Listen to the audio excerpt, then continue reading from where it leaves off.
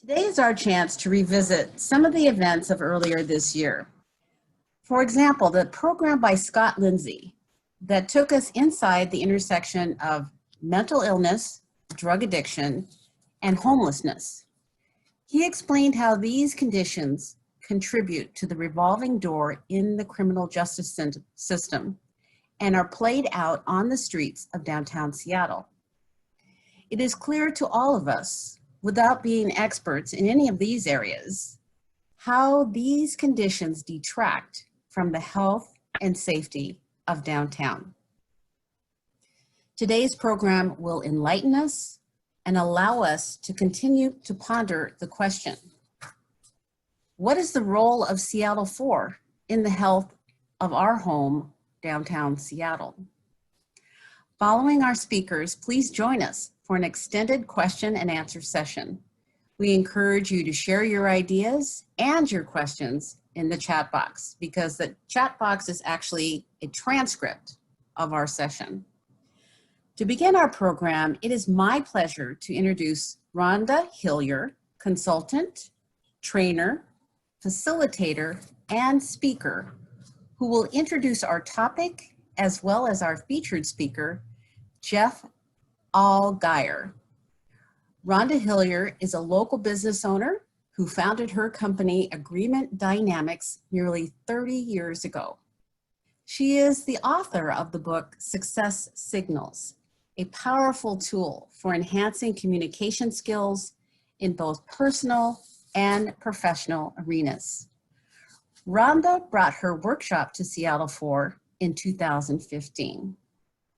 Rhonda, welcome back to the Seattle 4 microphone. It's great to see you again. Thank you, Kim. And hello, everyone. Today we're here to look at some additional tools to help stem the tide of addiction here in Seattle and throughout King County. We know that addiction has not gone away since COVID-19.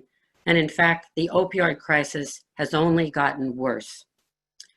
Well, last summer, before social distancing, Dorothy Bullitt, Kim Moore, and I were sitting on my deck celebrating Kim's birthday. We began to talk about this and brainstorm what could maybe Rotary do to help in this very difficult situation.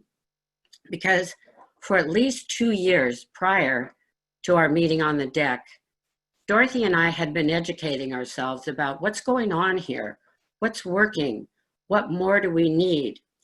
And we learned some very interesting things. We learned that we have tremendous contribution by the public, private, nonprofit sectors.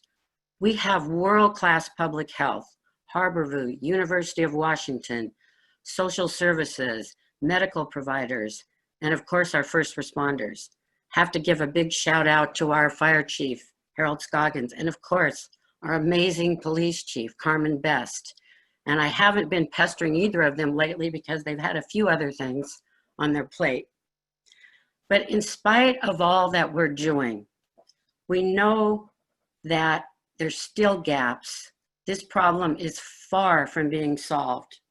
So in the course of our research and the walks that Dorothy and I regularly have taken around Green Lake, Dorothy and I started talking, and we recognized that something that my son Jeff and his company Ideal Option was doing elsewhere might be a really important piece of the puzzle here.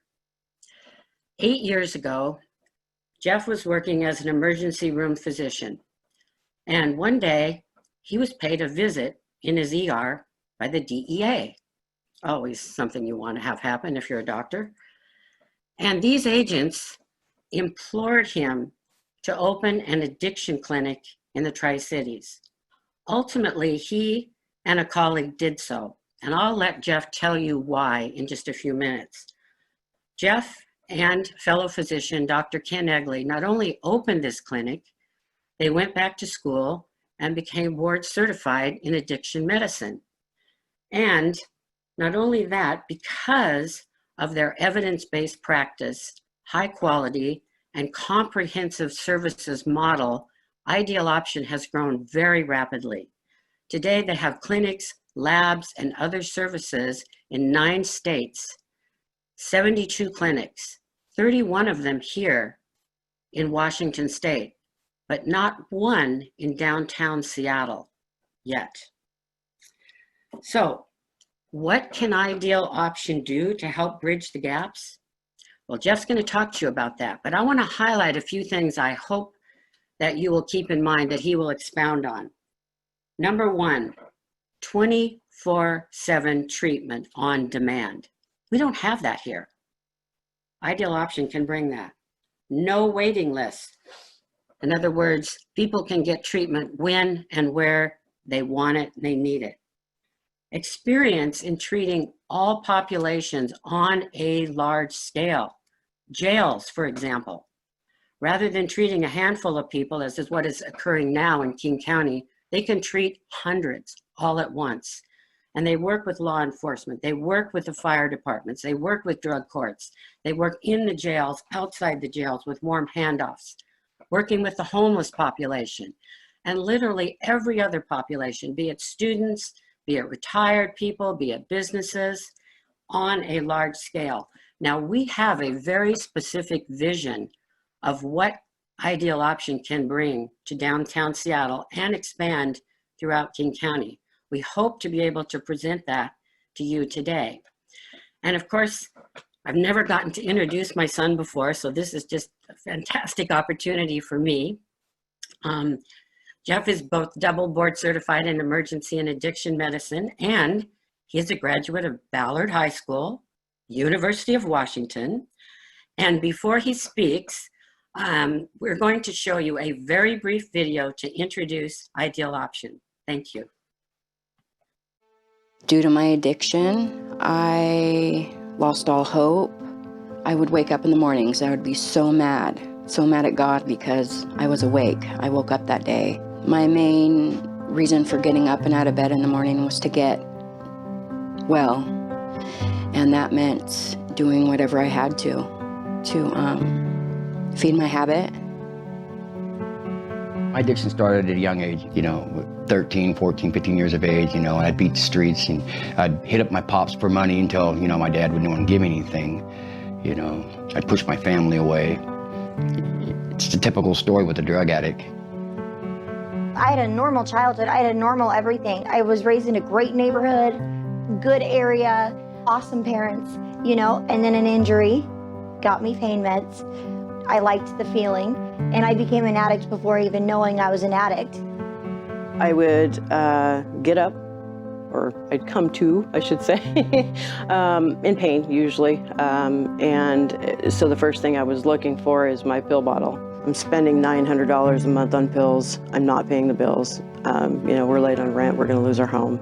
Wow, I'm dying. I need help. I was not the person you see in front of me today.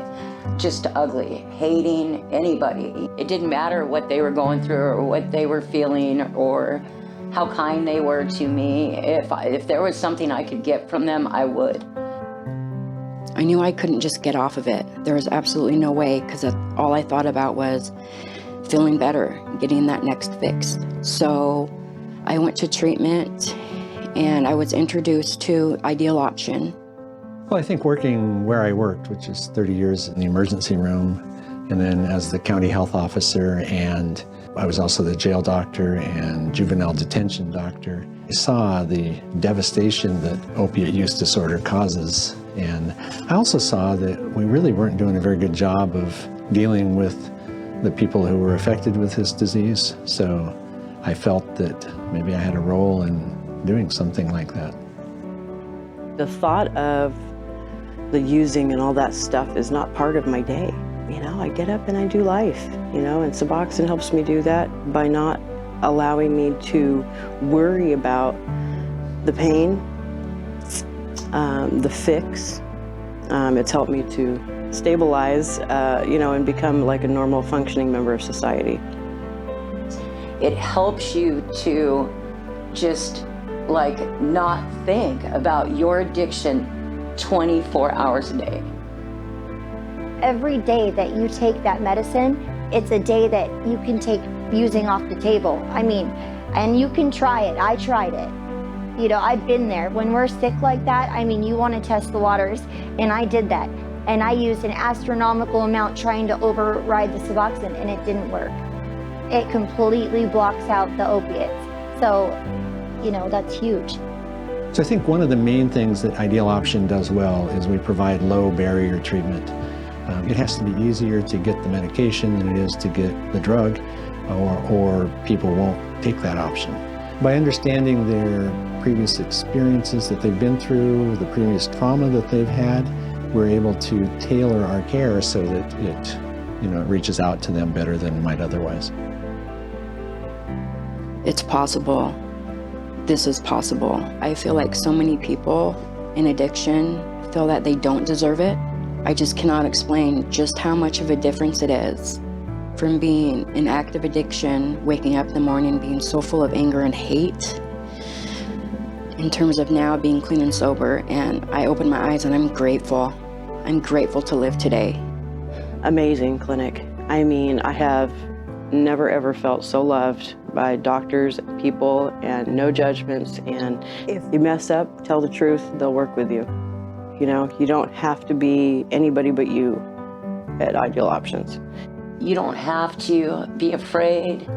You don't have to hurt anymore. You don't have to be stuck in your addiction. I'm a living testament to this program, and I've been on this program for a few years now. It's changed my life. I just want to say it can change your life too.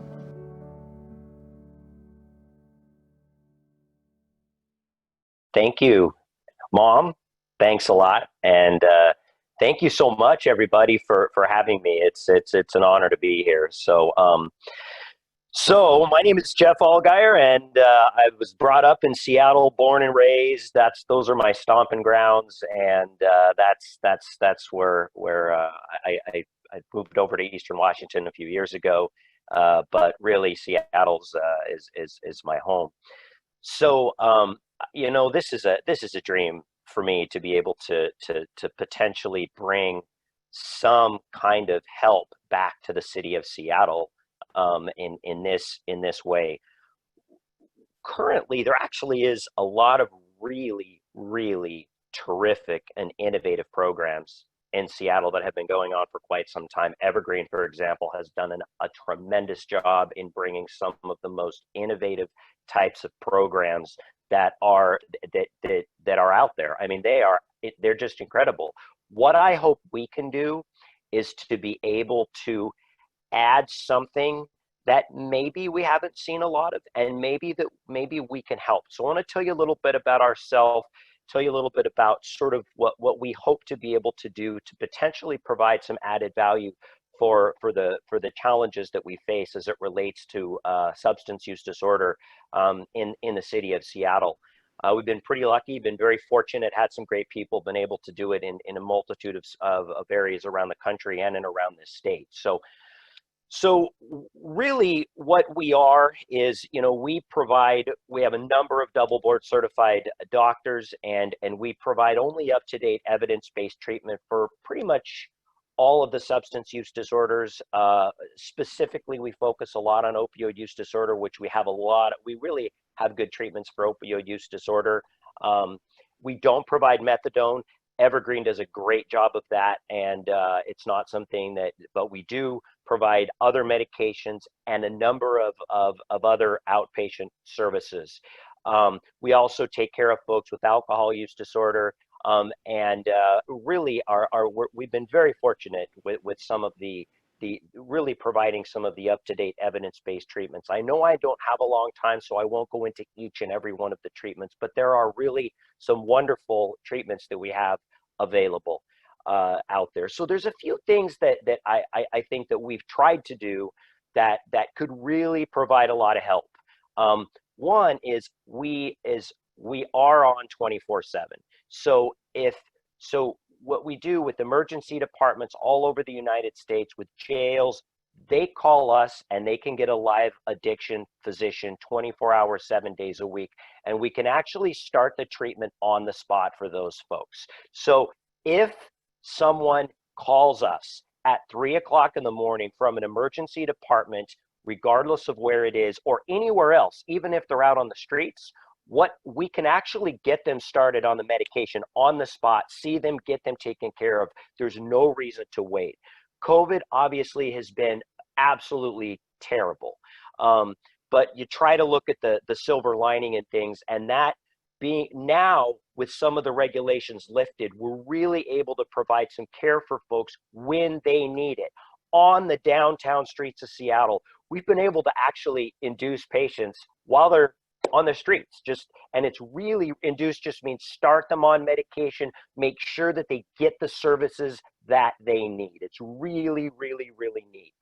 A few things that I think we can do to help is, one, we can bring the treatment to the masses. So if there are 500 or 5,000 patients all at one time who need treatment all at the same time, that's really been a tricky obstacle to overcome, not only in Seattle, but nationwide. Right now, what often happens in Seattle is there are large numbers of folks that will seek treatment at the same time for a multitude of different types of issues, many related to addiction. And the thing the niche that we think we can help fulfill is be able to take care of all of those patients all at once, no wait lists, with whatever subspecialty services they need.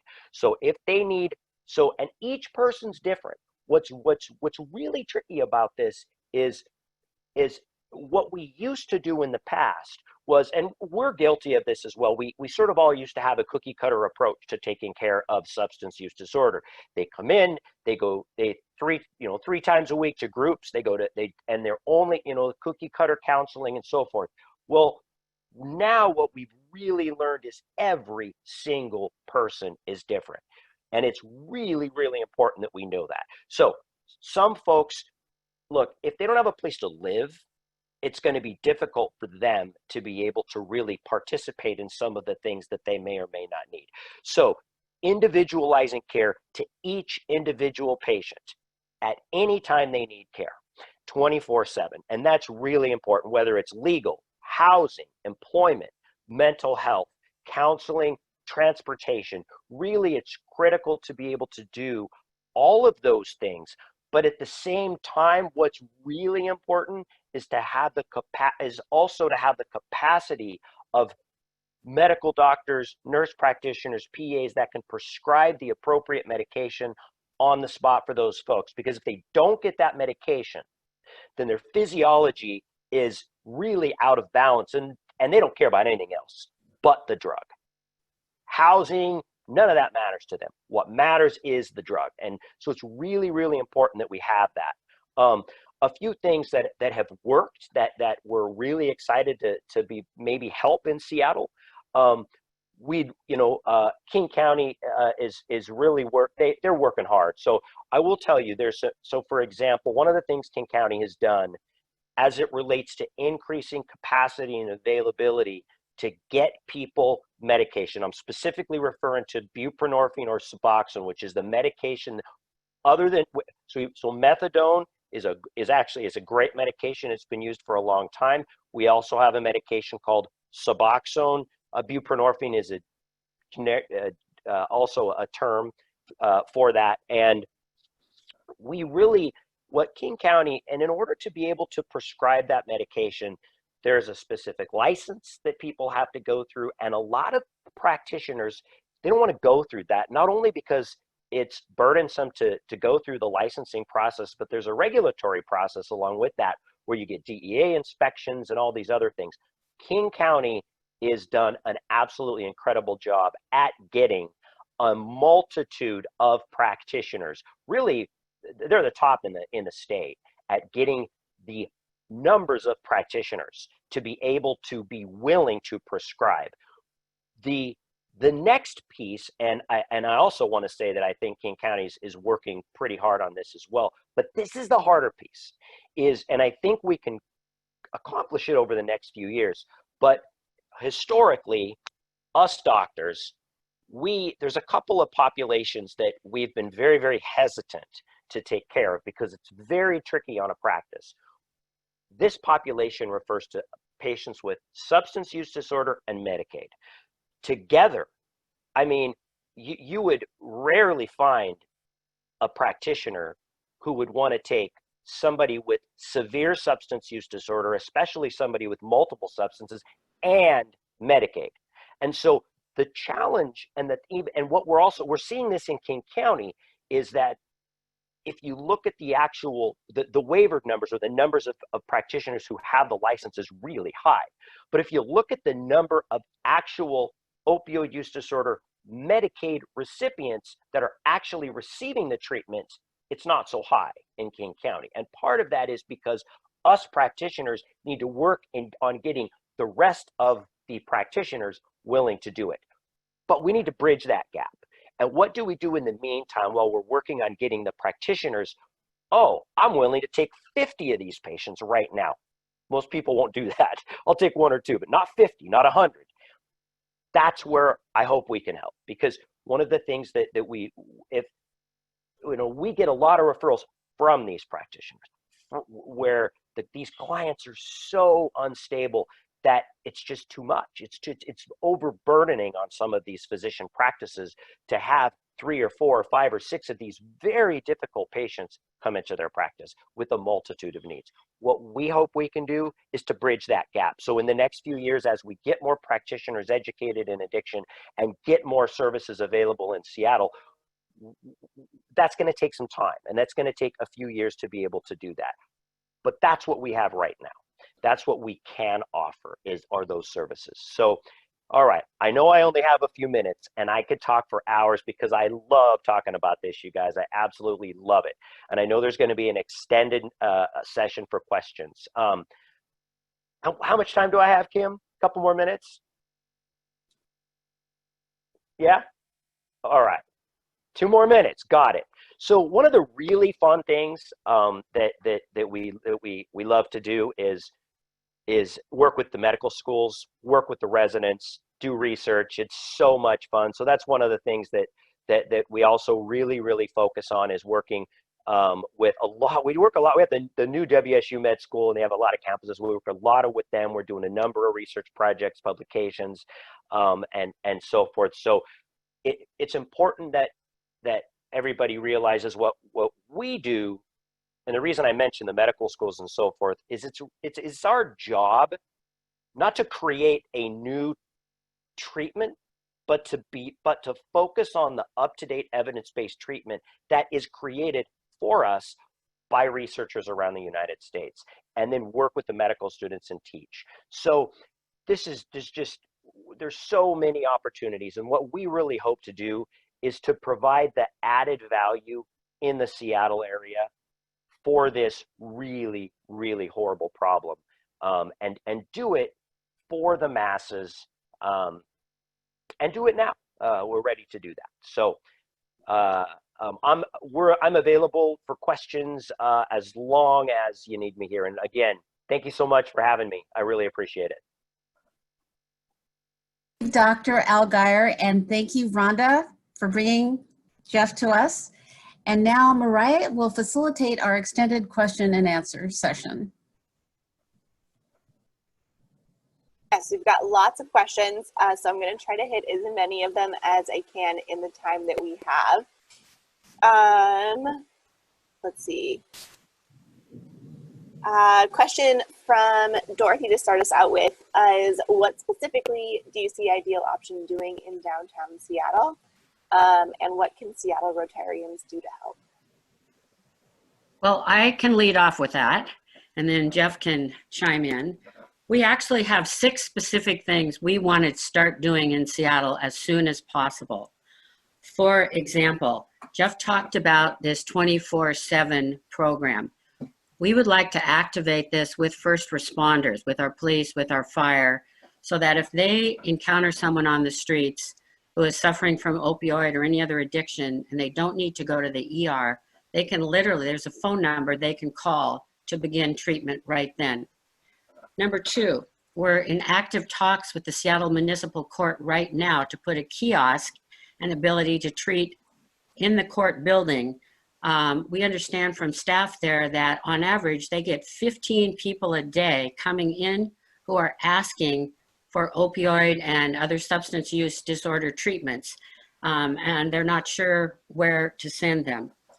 We also, with the help of some elected officials, King County Council member Rod Dembowski particularly, he has helped us locate a clinic site that is 1 block from the county jail in the Yesler building. There are floors in that building that have been unoccupied for 3 years. And we have the ability to set up a 24/7 clinic so that people can have warm handoffs from the jail or from the streets. And we need to work extensively with the city and the county to make that happen. We also want to support the county jail. It's our understanding, and Jeff can speak to this, that at any given time they have about 600 inmates who are in active addiction. And if those inmates could all receive treatment and the ability in the jail to be treated and handed off for treatment, that would make a huge difference in what's happening on our streets and on our public safety. We'd really like to be able to support the efforts in the jail. We've opened a clinic in North Seattle, and unfortunately it opened right before shelter in place. But we'd like people to know about that clinic. We'd like to arrange transportation. So if people need to go 24/7 somewhere, we have that opportunity. And then lastly, and Jeff mentioned this, we want to work very collaboratively with the resources that are already in place, not duplicate, not replace anything that's going on, but partner. So those are the specific programs that we would like to get started as soon as possible. And Jeff, you may want to add to that. Okay. Boy, I think I'll just do what my mom tells me to do, and I think we're good to go. I don't think I could have said it much better. I'm the medical guy, and you know whatever we can do. You know, the kiosk idea downtown is a fantastic idea. I don't know, Mom, if you chatted, if you can talk a little bit about that, but that could really be a great thing. Well, actually, it wasn't me, but someone else has been talking with the Seattle Municipal Court from Ideal Option, and they're running that up the food chain right now. And the idea would be that literally not only can someone get access to a provider immediately, they can arrange for urine analysis, drug tests, meeting with a provider, or doing it via telemed, whatever they need, and it can be done on the spot. So that's really the idea behind it. And we don't have to just have kiosks there. We could put kiosks in other physical locations. We can also set up mobile units. So there's a whole variety of modalities. And I think one of the great things I've learned about Ideal Option is they're very nimble. They can experiment. They can see what works. If it works, they do more of it. If it doesn't work, they try something else. Yeah, the mobile units are a really good idea, and again, Evergreen's done a great job. I mean, they've been the leaders, really. I've spoken with couple of the folks who actually did the studies, and they've done some really cool stuff with the police. They've done some stuff with the mobile units. So if we did that, it would want to be complementary instead of duplicative services. So it is something that we absolutely would be open to doing. But what's really important is that and again, we're not going to know every service that's available. So what we really want to do is listen, and we want to provide the services that you think we need to provide. And I know, Mom, you've talked with a lot of folks, but this is for me personally, these are my streets. I mean, if this is really, it's Seattle. It's a dream to be able to do this. And if whatever we can provide that adds value, I'm all in. And as it relates, I'm all in to do it. So this is exciting. All right, thank you so much. Going to jump to the next question. Sten Chrissy has several questions, but I'm going to start with the first couple, which is how well known is your program nationally, and are there other nationwide programs besides yours? Yeah. So, it's I like to think we're known nationally. We do what's helped over the last couple of years is really we were able to work with 8 ASAM presidents and a couple of the past ASAM presidents. For example, Andrea Barthwell and a few of us have published some papers and contributed to the textbooks, the Principles of Addiction Medicine and Essentials of it, and really tried to be involved in the academic side of things. And that's, I think, helped. It's really helped Ideal Option be able to have a national footprint. It's so I like to think that that's the case. Certainly the feedback that we've received has made us feel pretty good about that. There are a few other national programs now that are in a multitude of states. There's a program called Clean Slate, which is based up in Massachusetts. You have Crossroads based in South Carolina. There are about 5. There's a multitude of programs that will do things in a similar way all around the country. There are about 4 or 5 that are at the scale nationwide that we are from an outpatient services perspective. There's at least, with being able to provide the numbers and the number of clinics themselves. But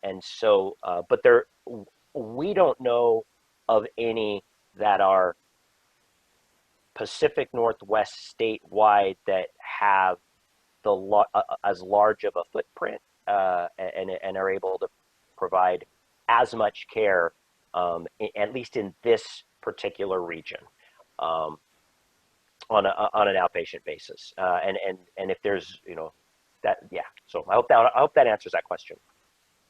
Great, thank you. Next question here from David Della. He's wondering, to clarify, are your services outpatient only, or do you also link to inpatient services? We're outpatient only. We work with a lot of the good inpatient programs. We work with lots of them, and it all depends on the town you're in. But we are not an inpatient treatment program. We are only outpatient. All right, and another follow-up question from David Della is he's wondering, what are the aftercare follow-up services that you guys provide? So now aftercare. So what I just want to make sure that we're defining the term, that I want to make sure that I understand the term. So because in general, the folks that have opioid use disorder, let's just talk specifically about opioid use disorder. They really need maintenance care indefinitely. And so really the idea with these folks is you treat them intensely in the beginning, and then but you still work with them. And really, so hopefully I answer this right. The majority of a lot of the work that we do for these folks is in the first few months. And it's incumbent upon us, and it's our responsibility to make sure that we tap them into the community resources that they need for their lives. And so then the transition is away from the intense medical care for us, stabilize their lives functionally, help them stabilize their employment, their housing, and so forth, and then help tap them into the resources that they need, and then they can take it over from there. But then we stay involved on a less frequent basis, really indefinitely. And that's of course, for opioid use disorder patients, but even for folks with alcohol use disorder, that's also the case as well. And I just, hopefully, another definition of aftercare, at least in the medical field that we think of, is patients who present to that present acutely to other facilities, emergency departments. They're arrested by the police. What do you do with those folks? And with aftercare for them would be, what do you do next when they get out of the emergency department, when they get out, and so forth. And so that's where the 24/7 type of real-time follow-up transitions, or when they get out of jail, especially. Really, when they come out of jails, it's really cool is if you have somebody waiting for them, because when they get out of jail, their aftercare is their drug dealer, unless you have somebody to actually help work with them in the jail and then right outside of the jail. So the two types of aftercare, one and we do that 24/7, able to take care of those folks and get them right in. So, did that answer the question? I think so. Yeah, Okay. That was great. So I'm going to jump to the next question here from President Kim Moore, and she's wondering, how is it that Ideal Option is able to take patients that other providers either do not want or are unable to take? Yeah, so that's really one of the most really an important question, because so the two largest referral sources that we have, other than word of mouth, is jails. And there is one. We're in a multitude of jails too. So we're the medical directors of 3 different jails, and then we work in a number of jails to take care of those folks that are in the jail, have the actual medication programs within the jails themselves. And so a lot of those folks are transitioned to us. And then second are the other doctors, where they have, an example, patient is drinking a fifth of whiskey a day, taking 4 or 5 milligrams of Xanax, shooting heroin, which is obviously now is transitioning over to fentanyl, and in a lot of cases using meth. And doesn't really have a stable home situation. Those are very difficult patients for a family practice to handle. So we've built our program for those patients. That is the population that we've built our program around, is the most unstable patients. And one of the really tricky things, you guys, about this particular disease of addiction is that in a perfect world, a really unstable patient, especially with that type of amount of alcohol use, would be a good candidate for inpatient. They don't want to go to inpatient. That's the challenge. And now you're seeing a lot less availability of inpatient with COVID as well. So what do we do with those folks?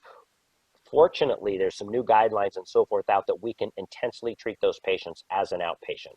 So really, it's just making sure that we have multitude of, whether it's social services, a number of double board certified doctors and other practitioners who really have the skill set, knowledge, and experience to know what to do with these folks. And that's, yeah. All right, thank you. Going to go to the next question here from David and he's wondering, why does so many addicts fail recovery even after repeated treatment? Yeah, that's hard, you guys. This, addiction is a disease, and so you really have to think of it in an analogous manner. Let's just think of any other. Let's just take a couple of diseases: hypertension and smoking. Well, in general, what happens with somebody who smokes? How many times does it take a person who smokes? How many?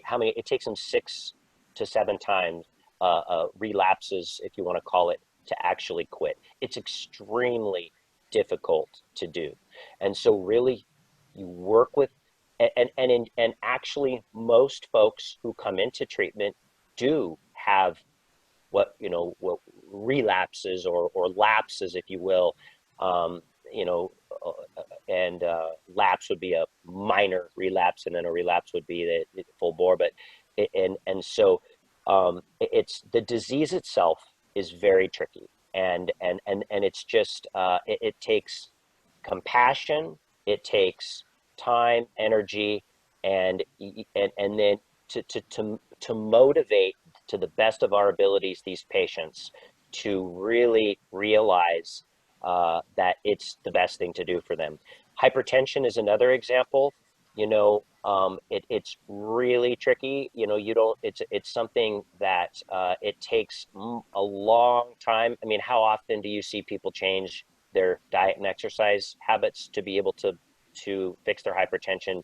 Very, very difficult. So it's just like any other chronic disease, it is a chronic disease, and it's very difficult to control.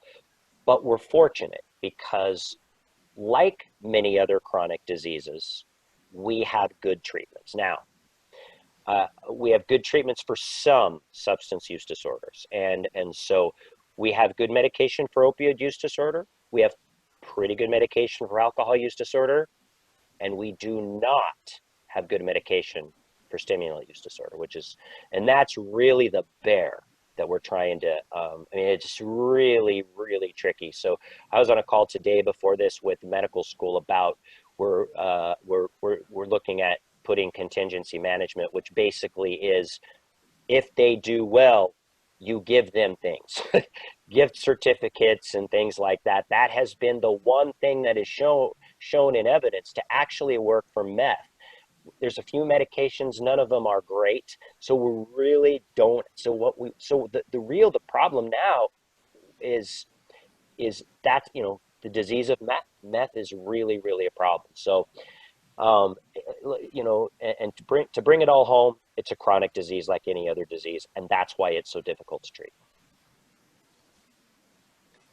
All right, and quick note for our members before we continue, we usually wrap things up at 1 o'clock, but because this is such an important issue, we're gonna go ahead and keep taking questions for a little while longer. So if you're able to stick around, I hope that you will.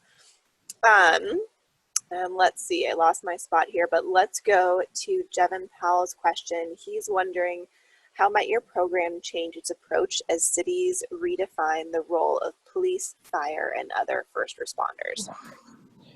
Great question. Oh, okay. That's a real-time question so the idea would be, and I just want to give an example. So in a perfect world, and for our particular population, is that if what we can do for police departments, for example, is so when they encounter someone on the streets who may be even a dealer or a user, those are somebody who uses illegal substances or deals illegal substances, if we can take them and instead of putting them in jail, if we can get them immediate treatment, and that's actually happening in Everett, where the police are bringing them straight to us. So they'll bring them, so the police will bring them, instead of bringing them to jail, they will bring them straight to treatment, because that's ultimately, they'll bring them to us or to, or to other places. So a lot of times, from a police perspective, getting them treatment on the spot from the streets instead of going to jail is an absolutely wonderful and evidence-based approach. So that's one. And then in King County, it's actually, you guys are doing, in King County, there's they're starting to implement the ability to start medication in the ambulance when they see people. So Dr. Egley actually takes call, and so the EMS can call, Dr. Egley takes that phone call, and they can start them on the medication right there from the ambulance. And so, they need to go pick up the prescription, but it's really, so those are two examples of innovative solutions that we think are just going to continue to increase as it relates to EMS and police. All right, thanks so much. Similarly, I'm going to jump to a question from Dorothy, and she's wondering what jails you're working with presently and what does that involve?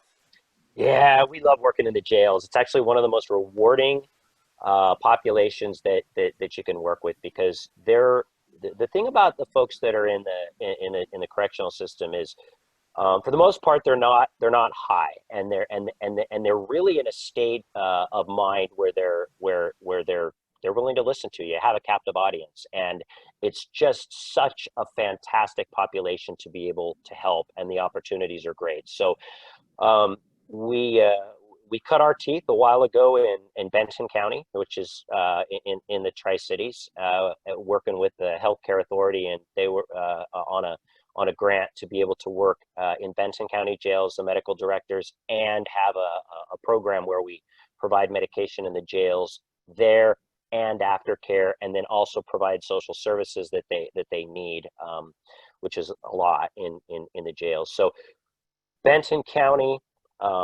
we've been working with Snohomish County for quite some time. And we're starting to work now in Kent, Issaquah, and I know that Skylar has, it's happening. Some of the jail programs are happening so fast. We have a couple of folks that run that, but Mom, you might even have. Yeah, I've got the list right here. Yeah, go ahead. Well, I won't read all these, but right now in Washington State, Ideal Option is providing services in 14 jails. Some are county, some are municipal jails. And it could be as small as, say, Cowlitz County or Kittitas County to as large as Snohomish County and everywhere in between. And we just started in the Kent Municipal Jail. So that's a program that will be expanding as well. I've got the whole list if anybody wants it, or Dorothy, I can see you later. Yeah, and I do have to say that I know that Brad and King County are working really hard to get something up, and I know that and we're fully supportive. I think they just actually, I think you guys just applied. Like I say, you guys, I say county. That's me too. I'm from Seattle. What am I talking about? So they applied for a grant and to be able to start services. And they're actually starting services there in King County. So we're pleased with that, and we'll help in any way we can. So we think there's going to be a lot of good things to come in the King County Jail as well. Great, thanks so much. We've gotten a couple of questions around funding. So I'm going to go with this one from Susan Adler, who asks, I imagine you have a diversity of funding sources. How are you funded, and are you and staff feeling supported financially? Yeah, so we are a for-profit company. We are not a not-for-profit. Now, I know that's can be a good thing and a bad thing, and I like to think that there needs to be a balance of both in any community.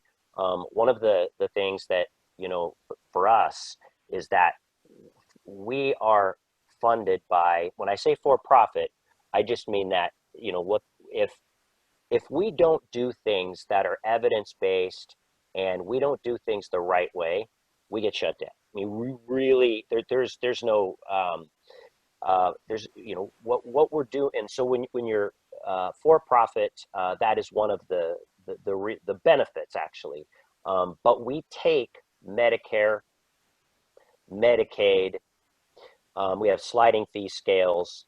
And so we take all insurances. We're contracted with all of the major carriers, whether, you know, regardless of the Medicaid program around multiple states, and in Washington, all the commercial payers. So we're in network with all of them. We work with the Washington Healthcare Authority. Obviously, we have some grants with them to work on jail programs, to work on, we're a hub, what they call it, the hub and spoke program in the Everett, in Snohomish County, and in Skagit County. And so, I mean, that's really where our major funding comes. We are the same as any other physician practice. Really, it's just we're much more extensive than that. But if you think of your family practitioner, that, you know, then that's really to some extent what you're going to see when you come to us, and that is the funding, which is similar to what you're going to see in most family practice clinics themselves. We're not really any different than that. So. All right, thanks so much. So I'm getting the signal that we're just about out of time. So I'm going to go ahead and end with this question that we've been getting from a lot of people, which is, what can we as Seattle 4 Rotarians do? Well, I think that I want to flip that question a little bit and say, what can we do? And I know that, Mom, you've talked with them, you've talked, and really the question for us is, you know, I've been a little bit apprehensive to come into downtown Seattle, and we part of it is because, you know, it's important that you know, this idea of a for-profit company coming into Seattle is certainly can raise some eyebrows. We think it's really important that first, everybody's had an opportunity to vet us hard, and I think that's happened. Really vet us, you know, and ask us a lot of really hard questions. But the most important thing is, what can we do in Seattle? And Mom, you can, I think, answer that question better than I can. Well, yes. I think what I, as someone who's lived here for 50 years, would love to see Rotary get involved in is understanding these programs, the 24/7 treatment options as an example, kiosks, and talk to your elected officials, call them, let them know that, you know, this is something we want to try here, because Ideal Option is not looking for any resources. They're not asking anyone to fund anything. They're willing to take the risk. They're willing to make the investment. And if it doesn't work, that's on them. We have had great support, but to be honest with you, we've also had people who've told us, we don't need you here. You know, we're on top of this. We have had opposition to the idea of being in the private sector and doing this. Yeah. When in fact, the whole idea is to partner with the public sector and the nonprofit sector so that everybody does better. So we would love for you to learn more about these opportunities and work with your local leadership and elected officials, because the other message that many of them have been getting is that everybody who wants to be treated in Seattle is being treated. That's a belief that's out there. I've heard it directly from some elected officials, some department directors. We know that that's just not correct information. So we just want the opportunity to try these innovative things, and any support and help you can give us, call me, call Dorothy. We'll work with you. And as it relates to the funding, if someone needs treatment, we're going to provide them treatment. We never let, obviously we have to provide care within the confines of the regulations, but there's no patients that can't get the treatment, and they're not going to receive, we work with them up front. They're not going to receive some giant, enormous, unexpected, bill from us. I mean, we work with them, and we work with the Medicaid folks or anybody who needs care, whether they're homeless. That's not a barrier to care for us. One specific thing I'd like to add, just as an example, we would like to open this clinic in the Yesler building, but we need the city and county officials to basically help us through the permitting process, not put up barriers. We need to be able to have a separate access. So if it's going to be open 24/7, there has to be security. We're willing to provide that, but we need to get our elected officials and staffs to understand the importance of doing this and not doing it over months, doing it quickly in a matter of weeks. Okay, I believe that was our last question. Rhonda and Jeff, thank you so much for being here today. Seattle for Rotarians, I would just like to add that the name of our club is not the Pacific Northwest Greater Municipal Rotary Club. It's Rotary Club of Seattle. So I believe that the health and safety of downtown is integral to the health and safety of our membership. So that is the reason why I believe that this is a very important issue for us.